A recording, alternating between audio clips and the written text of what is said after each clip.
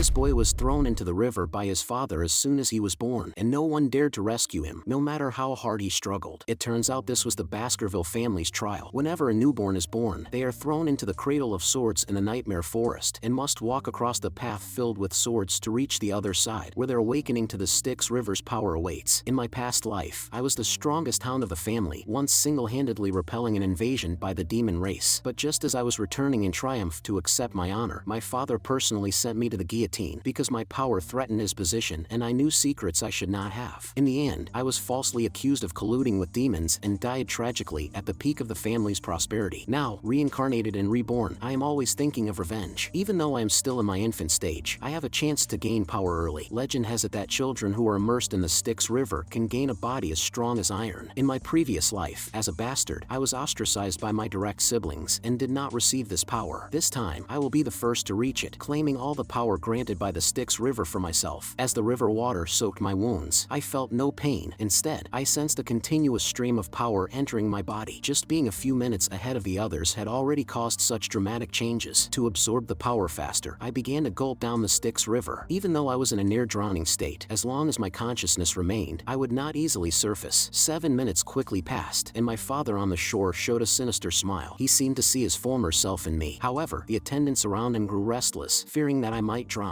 They urged the master to pull me out immediately. Only then did my father realize he could not afford to miss such a once-in-a-century genius. So, he called for me to come up now. When I didn't respond in time, he immediately reached out and pulled me out. Seeing this, my father revealed a wicked smile. Look at this kid. Being in the Styx River wasn't enough for him. He even drank it. He already has teeth too. Next, he would witness the birth of another version of himself. But my ultimate goal is not to become a despicable person like him. What I aim to do is destroy my family with my own hands, ensuring that the Baskervilles are erased from history forever. When I woke up again, I was already back in the nursery. Unbeknownst to me, an unknown danger was slowly approaching. A maid appeared with a treasure chest behind me, but she said nothing. She simply placed the chest on the bed and left the room. Curious about what was inside, I was caught off guard when the chest opened on its own, and two venomous snakes with blood-red mouths slithered out. It seems someone was jealous of my talents and wanted to kill me before I grew up. But my life belongs to me, not fate. I won't fall so easily without completing my revenge. Facing the swift attack of the two snakes, I felt no fear. Instead, I grabbed their 7-inch spot with both hands, and using the power gained from the Styx River, tore them apart like spicy strips. Morning quickly arrived, and the attendants who came to collect my broken body were all stunned by what they saw. Not only had I not been bitten to death by the snakes, but I was perfectly fine, having spent the entire night with their remains. From that day on, all the attendants who cared for infants in the nursery were executed. As for who had ordered them to do it, that remained unknown. Only I, the hound yet to grow, saw through the truth. 8 years passed in the blink of an eye, and I began my learning phase. Although I had already experienced all of this before, when I heard that my father's swordsmanship had reached the sword master level at this point of time, I still felt a hint of pressure. It seems I must restore the power I had in my past life before the coming-of-age ceremony. After undergoing the baptism of the Styx River, not only did I gain a tough body, but my intellect also surpassed even the most prosperous period of Einstein. I was able to single-handedly defeat two venomous snakes as soon as I was born. As a result, I was regarded as a monster in the family. The 3 yellow-haired boys beside me were the ones who had been bullying me for a long time. Every time class ended, they would beat me up, claiming to be my older brothers. According to my memories from my past life, they grew up to be the so-called Baskerville Trident, and my death was closely related to them. They were the ones who falsely accused me of colluding with demons, giving me a crime I should never have been charged with, to ensure that they would no longer interfere with me 10 years from now. It seemed that I could not allow this to go on any longer today. At this moment, Hiburo pulled out a knife and pointed it at me. He had heard that I had stayed in the Styx River for 7 minutes and wanted to personally test it. Then, he called for Loburo, who covered my mouth and nose with his hands. They said that if I could hold on for 3 minutes, they would let me go. They say children are even more cruel, and this saying was indeed true. So, I decided to play along with them. The two in front of me were still showing off, as they didn't believe that a human could hold their breath for such a long time. After 3 minutes had passed, their faces gradually grew uncomfortable. It wasn't until 10 minutes later that they realized they had truly messed with the wrong person. But just as they decided to let me go, how could I easily let this matter die down? I then bit off Loburo's finger, warning the other two that today, someone had to lose something from their body, or there would be no good end for them. Hiburo immediately became furious, grabbing the knife and charging at me. To his surprise, I didn't even bother to dodge, letting him experience the iron body the Styx River had given me. I then grabbed his hand and glared at him fiercely, saying, "Let's see if you can handle me." I then landed a powerful punch on Hiburo's face. Seeing this, Middleborough tried to retaliate for his brothers, but before he could make a move, my foot had already given him a sweep. Seeing the three of them unable to fight back, I picked up the knife and threw it in front of them, saying, "I'll be generous and let one of you leave right now. As for who will that be, you can decide for yourselves." The three of them looked at each other before starting a brutal and inhumane battle. I wasn't sure what happened during that time, but I knew that, in the days to come, the so-called Baskerville Trident would no longer exist. Soon after, the butler reported this to Hugo. Initially, he only wanted to report that I had taken first place in all the written exams, but when he mentioned the practical test happening in 5 days, he had to bring up the dispute between me and the other young masters. Although the three injured had received treatment and recovered, their spirits were severely impacted. From that moment on, they became silent when they met, and their once proud personalities turned timid. Hugo was shocked by my performance in beating the three of them without any difficulty. He immediately summoned me through the butler and asked if I had crippled the triplets. I confirmed it by saying, "If you're referring to those brothers, I believe they've received proper medical treatment since then." Originally, my father had high hopes for the three brothers because when they acted together, their physical abilities were unparalleled among their peers. But now, their relationship was completely torn apart. My father claimed I was in the wrong, and before I arrived, the three brothers had already come to him, declaring that they would graciously forgive me. Upon hearing this, my face darkened instantly. The fact that I could easily crush them with my own strength only meant that I was even stronger. After all, forgiveness is just an excuse for the weak who cannot seek revenge. My father was very pleased with my response, as strength is respected. At the same time, this was also a rule of the Baskerville family. To reward me, my father ordered the butler to take me to the snack pantry to choose the food I liked. Before I left, my father also reminded me not to lose to my direct line brothers in the practical test in 5 days. I replied, "Yes, my lord," but what I truly wanted to say was that losing was never a possibility. The scene shifted, and I arrived at the food storage warehouse. Upon hearing that I wanted chocolate, the butler immediately instructed the chef to bring the finest type. However, what I said next left everyone present completely confused. I told them that I didn't want the finished product, but rather the unprocessed cocoa beans, and it had to be the most bitter variety. They had never heard of such a way of consuming cocoa. Nevertheless, the chef followed my request and brought the most intensely flavored blood beans. One of these beans could produce 100 liters of chocolate. After tasting it, I found it unbearably bitter. This was something no human could eat. As for my reason, it wasn't for eating, but to use these blood beans to assist me in hunting monsters during the practical test 5 days later. What would happen that day would be an unprecedented major event in Baskerville history. Soon after, the day of the practical test arrived, with Paviov Van Baskerville acting as the chief instructor. He stated that the test was simple: stay in the Red Black Mountain for a month and hunt powerful monsters. Everyone would start with 10 points for survival, while death would result in 0 points. If anyone managed to steal another student's badge, they would be awarded additional points. At this point, Paviov mentioned the restricted area of the Red Black Mountain, advising everyone to stay within the given space where they have subjugated the monsters. Once the bell in his hand rang, the practical test officially began. Relying on my memories from my past life, I knew exactly where the most advantageous terrain was. Soon, some students began ruthlessly plotting against their own brothers, unaware that during the exam, Guardian Knights would be watching to minimize casualties as much as possible. If they indiscriminately killed innocent people, even if they obtained another's badge, they would lose points. Meanwhile, one Guardian Knight followed me to the edge of the zone, only 100 meters from the restricted area. Originally, he wanted to witness the true strength of a genius, but while others were busy hunting monsters with their swords, I was leisurely lying in the shade, acting like I was slacking off. This series of actions made the Guardian Knight question why he was even there. Little did he know, everything I did was just a facade. After observing me for a week, the Guardian Knight concluded that there was nothing interesting about me simply hiding and slacking off, so he decided to temporarily leave and report the situation. Once the troublesome person left, I immediately took out a handful of beans and tossed them into the fire. That's because, in my past life, my subordinates had told me that cocoa beans could mask the smell of meat's blood, with blood beans being the most effective. Then, after setting up several traps around me, the hunt officially began. I stepped into the restricted area of the Red Black Mountain. The smell of burning wood from the nearby branches told me that what I was looking for was right here. At this moment, my eyes suddenly lit up, and I saw a pile of self-igniting stool appear on the ground. The only monster that can produce such a thing is the Hellhound, a B+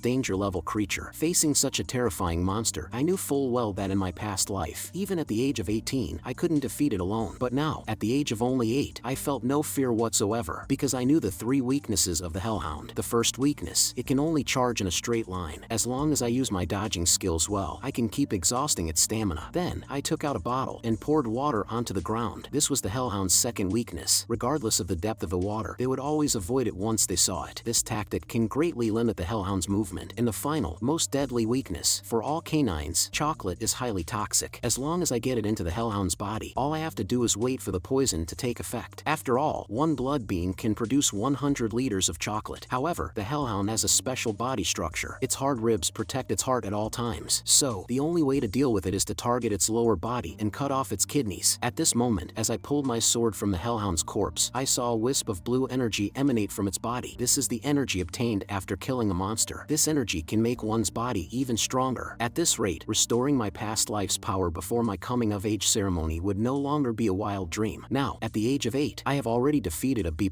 level hellhound. With this, I've basically secured the position of first place in the practical test. I have also already decided on the reward I will ask for, but just then, more hellhounds appeared behind me. Seeing this, I immediately swung my sword and decapitated the previous hellhound's head, warning the others that I was not someone to be trifled with. After I made this move, the 4 hellhounds showed signs of fear, even lowering their heads. It was at this moment that I realized something was wrong. Hellhounds are proud creatures, and it was impossible for them to behave like this in front of an 8-year-old. I quickly turned around and focused my gaze, only to see a 3-headed dog exuding an aura of hellish energy appear behind me. This was a Cerberus. Seeing this, I was puzzled. Why was an A+ level Cerberus in this area when it supposedly inhabited the 7th ridge? But just then, I noticed it was bleeding. Multiple arrows were lodged in its body, and it bore several other injuries. Knowing that across the mountain is a barbarian tribe's territory, I realized that it came all the way here because it was being chased. At this moment, I kept calming myself, thinking that as long as I could hunt down this Cerberus, I would be one step closer to regaining the power of my past life. So, I gathered my courage and charged toward the Cerberus, taking the initiative to attack. Just as my strike hit one of its head, Cerberus unexpectedly counterattacked from the side with lightning speed. Luckily, my reaction time hadn't diminished from my past life, and I swung my sword, stopping its fierce attack. It seemed that even though it was injured, its combat strength hadn't dropped much. In my past life, I could easily crush a Cerberus, and in this life, I could do the same. But just as I thought that, my sword was bitten and shattered by it. In the moment of daze, my body was sent flying by its massive paw. At this moment, I truly realized the gap in strength. With my current 8-year-old body, challenging a Cerberus was still too early. Even with the iron body granted by the Styx River, after enduring its attack, my internal organs were almost shattered, causing me to lost consciousness. Soon after, I woke up and saw the Cerberus getting closer. Feeling the pain in my left arm from the previous attack, I quickly look at it, but to my surprise, it had not been ripped off. Just as I was wondering why I only had this wound from the Cerberus's attack, it suddenly opened its mouth and charged at me. I snapped out of my thoughts and immediately dodged, or else I would have ended up like the large tree behind me, which was bitten to pieces. Then, I ran toward the iron fence ahead. If I could get past it, I would be out of the restricted area. As long as I reached the place where I had been resting, I would have a way to defeat the Cerberus. I had already set up the perfect hunting trap there. Soon, I spotted the location. I sprinted as fast as I could, with the Cerberus chasing me relentlessly. Just as I reached the first trap, I took a step and leaped over it. At that moment, its huge mouth was mere millimeters away from me. In the end, as I landed, the Cerberus stepped on the ground, triggering the trap, and countless sharp blades pierced through its body. Soon, the blood bean water I had applied began to take effect, and the 2 side heads of the Cerberus were the first to die from poisoning. It seemed that the head in the middle was the key to supporting its body. I then held a spear and concentrated my magic on it. Next, I hurled it at blazing speed. After the spear struck, the Cerberus let out an angry growl as I began counting my steps while walking toward it. It only took 7 steps before it fell to the ground, poisoned and dead. It seemed that the legend of the 7-step snake was real. Once bitten, 7 steps later, death is certain. After absorbing the energy from Cerberus, I decided to head to a certain place. Because Cerberus was the gatekeeper of the territory, there must be a dungeon that it was guarding nearby. Although there might be monsters inside that are hard to defeat, it was definitely a mysterious place filled with many rare treasures. Then, I picked up Cerberus feces and smeared it on myself, masking my scent to prevent the other monsters from ambushing me. Next, I followed Cerberus' original route and quickly found the hidden dungeon deep inside. Not only was the air thick with the scent of death, but even the ground was mixed with strange magical energy. It seemed that this dungeon hadn't been fully discovered or explored by anyone else. So, I gathered all my courage and walked into the cave, where unknown dangers would strike, or perhaps mysterious treasures awaited me. Once I entered the dark cave, I saw red minerals scattered everywhere. It seemed that this place was definitely connected to the Red All Mountain. But just then, a beam of blinding light shot at me from the depths of the cave. I deduced that the dungeon's location was there. Sure enough, as I expected, there was a glowing red gemstone emitting magical energy. At that moment, my gaze was drawn to a skeleton on the ground, and I picked up the letter that had fallen beside it. This person also belonged to the Baskerville family. The purpose of writing this letter was to warn future generations not to make the same mistake as he did. One day, he and his brother went hunting, only to accidentally stumble upon this bottomless cave. They also discovered that it was a dungeon containing treasures. So, they killed all the monsters guarding the place, but unlocking the treasure treasure's cryptic message took them a full 3 years. When entering, it's 1, but once inside, it's 2. When leaving, it's 1. Thus, their conclusion was based on their being identical twins. In their mother's womb, they were considered 1. Upon entering the dungeon, they were indeed 2, but to leave as 1, they had to kill each other. Although he killed his brother in 1, the red gemstone still showed no signs of changing. In the end, unable to accept this reality, he chose to give up the treasure and live in seclusion in the mountains, because he was sure the dungeon was set up by demons to mock humans. After reading it, I was speechless. If that was true, then without any siblings, I wouldn't be able to solve the cryptic message. But that was pure nonsense, because there is no dungeon that couldn't be conquered. At that moment, the contrast between the bright light and the darkness gave me a clue. This explained why the first half of the cave was dim. So, the answer to the cryptic message was shadow. Then, I punched and shattered the red gemstone in front of me, and what emerged from it was something that only appeared in fairy tales, the Beelzebub. It is said that this is a demon sword forged from the body of a greedy magic fly, and the world originally thought it was just a legend and did not go searching for it, until this sword was discovered by the demon clan. That's when the world realized that a crisis was about to come. But in this life, I was the first to find the Beelzebub, which will greatly reduce the combat power of the demon clan. Suddenly, it transformed into energy and surged into my right hand. Before long, the sword began to regenerate from within me. With this sword in my possession, I couldn't imagine how much stronger I'll be in this life. However, I didn't get to enjoy it for long, as a strong sense of hunger began to disrupt my thoughts. I guessed that it was probably the Beelzebub's doing. After all, it hadn't eaten in over 100 years here. After I walked out of the cave, the Beelzebub actually led me to rush in a specific direction. Sure enough, it had found the B+